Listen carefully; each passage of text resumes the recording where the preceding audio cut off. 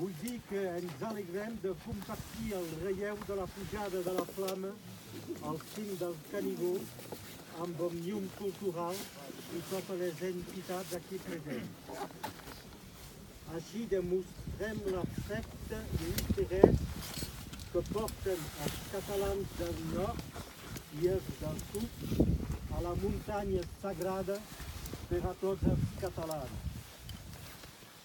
Aquesta flama té el simbolisme que cadascú vol li atribuir.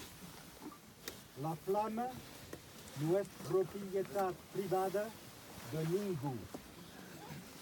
Aquesta tradició mereix tota la solemnitat que es convé, però, al nostre entendre, no ha de transformar-se en una festa únicament folclòrica o fins i tot en una mena de culte esotèric de qualsevol capella recollit en si mateix.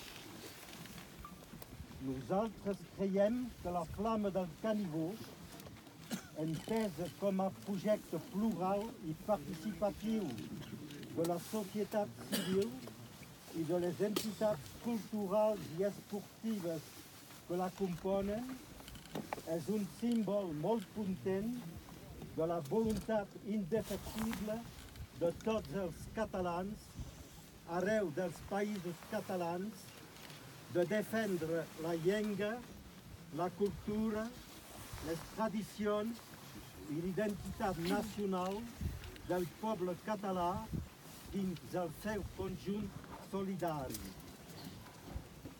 Hem dit abans, Canigó, muntanya sagrada.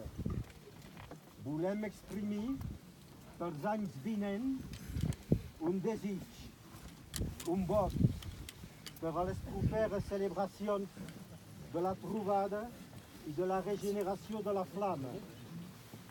Hauríem d'afegir a la qualificació de sagrada la de muntanya estimada i de muntanya respectada. Enguany, la trobada, o aplec del Canigó, s'ha passat sense cotxes particulars, degut al mal estat de la pista d'accés. Tots els participants han pogut constatar i valorar l'excel·lència paisatgística i corresponsable d'un Canigó exempt de cotxes particulars. La regeneració de la flama del Canigó ha de passar per la regeneració de la nostra manera de fer-la, dins un entorn ja molt malmès i destrossat, i que també volem que sigui regenerat.